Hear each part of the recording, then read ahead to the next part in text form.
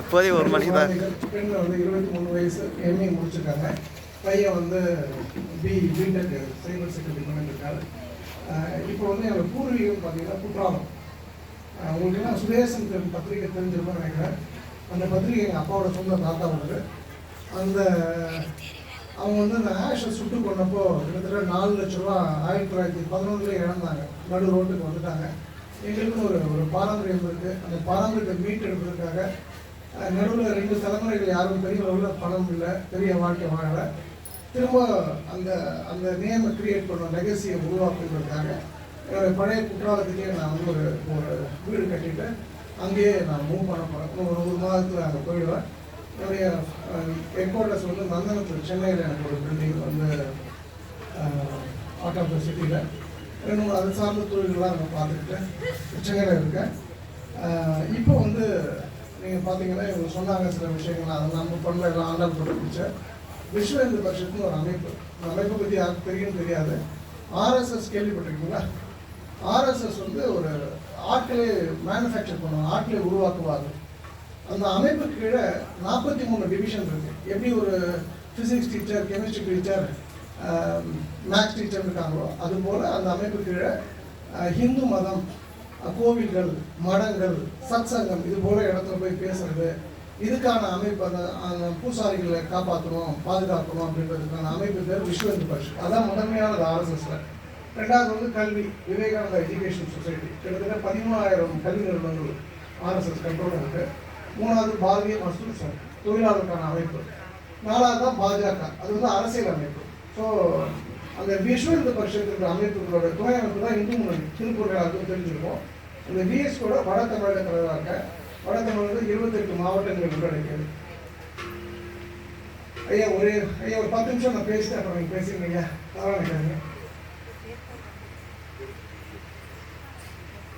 இந்த வாழ்க வளமுடன் ஒரு அமைப்பு எனக்கு எப்படி தொடர்பு அப்படின்னா, வேதாத்திரி ஐயா சொன்னாங்க எப்படி தொடர்பு அப்படின்னு சொன்னால், இப்போ ஒரு அமைச்சராக இருக்கார் ஒருத்தர். அவருடைய இப்போ இருந்தார், அப்பவும் இருந்தார், ஸ்டேட் அமைச்சர். அவருடைய சிஸ்டர் தான் எனக்கு வந்து ஃபஸ்ட்டு கூப்பிட்டு போகிறாங்க. அந்த ஆழியார் கூப்பிட்டு போகிறாங்க. என்னுடைய க்ளோஸ் ரிலேட்டிவ்ஸ்லாம் வந்து திருநெல்வேலியில் வந்து நம்ம நண்பர்களுடைய ட்ரஸ்டீஸாக இருக்காங்க. ஐயாக்கெல்லாம் தெரியும். கல்யாணி ஜுவல்லர்ஸ் சந்திரன், அப்புறம் குரு ஓனர் மூர்த்தி ஐயா அவங்களாம். ஸோ அதுக்கப்புறம் இது கூட நிறைய தொடர்புகள் இருந்தால முதல் முறையாக நான் போகும்போது அந்த மௌனம்லாம் இருக்க சொன்னாங்க. அப்படிதான் எனக்கு வந்து வேதாத்திரியத்தோட நெருக்கம் ஏற்பட்டது.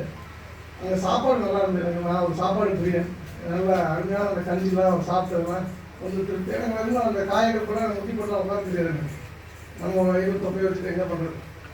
அதனால் வந்து அதுக்கப்புறம் எம்ஏ படிக்கணும்னு சொன்னோன்னே எம்ஏ சேர்த்து விட்டாங்க. நான் இப்போ வந்து எம்பில் முடிச்சிட்டேன். டாக்டரேட்டுக்காக போகணும் அப்படின்னும்போது அந்த எனக்கு அந்த எம்ஏ வந்து ஃபஸ்ட் இயர் முடிச்சிட்டேன். செகண்ட் இயர் போகும்போது எனக்கு ஒரு விஷயம் புரிஞ்சுது. அதாவது வேதாத்திரியத்தை நான் 2 விஷயம் தான் எடுத்துக்கிட்டேன். இப்போ அதுதான் நம்ம பேசணும்னு நான் நினைச்ச விஷயம். எண்ணம், சொல், செயல் இது நேர்கோட்டில் இருக்கணும். எனக்கு ஏதோ ஒரு இடத்துல ஒரு சின்ன ஒரு பிசிறு தட்ட மாதிரி ஒரு விஷயம் அது இல்லையோ அப்படின்ற ஒரு விஷயம். அதாவது வேதாத்ரி மகர்ஷி தத்துவஞானி அருட்தந்தை வேதாத்ரி மகர்ஷி கொடுத்ததை கமர்ஷியலைஸ் பண்ணிட்டாங்களோ அப்படின்னு ஒரு ஃபீல் வந்தது. நான் உடனே டிஸ்கன்டினியூ பண்ணிட்டேன். அதுக்கு காரணம் இல்லை, நம்ம வந்து இங்கே வந்து பிறனை பற்றி பேசுறது தவிர நான் டிஸ்கன்டினியூ பண்ணிட்டேன். என் லைஃப்பில் வந்து நீங்கள் பார்த்தீங்கன்னா என் லைஃப்பில் எண்ணம், செயல், சொல் நேர்கோட்டில் இல்லை. நாங்கள் வந்து ஒரு பியூர் வெஜிடேரியன் கம்யூனிட்டி. ஆனால் நான் வந்து எங்கள் வீட்டில் ஒரு யாராவது முட்டை சாப்பிட்டா கூட பொண்ணு கொடுக்க மாட்டாங்க. பையனோ பொண்ணோ கல்யாணம் நடக்காது. அதுபோல் ஒரு பவர்ஃபுல்லான சைவ மக்கள். ஆனால் நான் 4 வேளை அசைவம் சாப்பிடக்கூடிய ஆளாக இருந்தேன். இப்போ மகரிஷி வந்து ஒரு முறை வெளிநாட்டில் ஒரு இடத்துல யூனில் போய் பேசும்போது ஆங்கிலம் வராது அப்படின்ற ஒரு இடத்துல வல்லார மனசு வச்சு தான் அவர் சகஜமாக அவரால் பேச முடிஞ்சதாக ஒரு இடத்துல குறிப்பிட்டிருப்பார். அப்போ அந்த வல்லாறுன்ற ஒரு விஷயம் எனக்கு பிடிச்சது. இப்போ நான் உங்களுக்கு ஒரு சின்ன விஷயம் கேட்குறேன். தமிழ் வந்து ஒரு அற்புதமான ஒரு லாங்குவேஜ், ஒரு மொழி. அது வந்து ஒரே ஒரு சொல் அதுக்கு முன்னாடி ஒரு எழுத்து போட்டிங்கன்னா அதுக்கு நேர் எதிரான அர்த்தத்தை கொடுக்கும். நியாயம் அதுக்கு முன்னாடி என்ன எழுத்து போட்டால் அதுக்கு நேர் எதிரான விஷயம் கிடைக்கும், அநியாயம். அதே போல் சுத்தம், மங்களம், சிங்கம், சைவம், அசைவம். அசைவம் சாப்பிடுறது சரியா தவறு. ரொம்ப சிம்பிள். எனக்கு நான் புரிஞ்சுக்கிட்டேன். அந்த மொமெண்ட் அப்போ நம்ம பழக்கம்லாம் பெரிய நல்ல பழக்கங்கள்லாம் கிடையாது.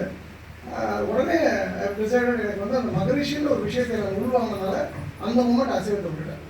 இப்போ யாராவது அசைவம் சாப்பிடுங்க இருக்கீங்களா? இல்லை இன்னும் தவறு கிடையாது. யாரும் இருக்கீங்களா?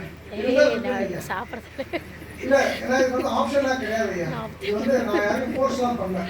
நீங்கள் இப்போ ஐயா சொன்னாங்க பார்த்தீங்களா, அந்த மனைவி, பிள்ளைகள், உறவுகள், அப்புறம் கடைசி அறம் சார்ந்த வாழ்க்கைன்றது. அறம் சார்ந்த வாழ்க்கையில் உண்மையிலே உங்களோட உணவு ஒரு பெரிய ரோல் ப்ளே பண்ணும். அதை வந்து நான் மனப்பூர்வமாக நான் ஒரு ரிசர்ச் ஸ்காலர் சார். நான் இப்போ டாக்டரேட்லாம் முடிச்சிருக்கேன். நான் அடுத்த டாக்டரேட் என்ன சார்ந்த விஷயம் தான் நான் பண்ண போகிறேன். இந்த இடத்துல நான் சொல்லக்கூடிய விஷயங்கள் வந்து முதல் விஷயம் வந்து அறம் சார்ந்த வாழ்க்கை நீங்கள் வாழணும்னா உங்களை நீங்கள் மேம்படுத்தணும் அப்படின்போது உட்காந்துக்கும்போது காலாட்டக்கூடாது சார்.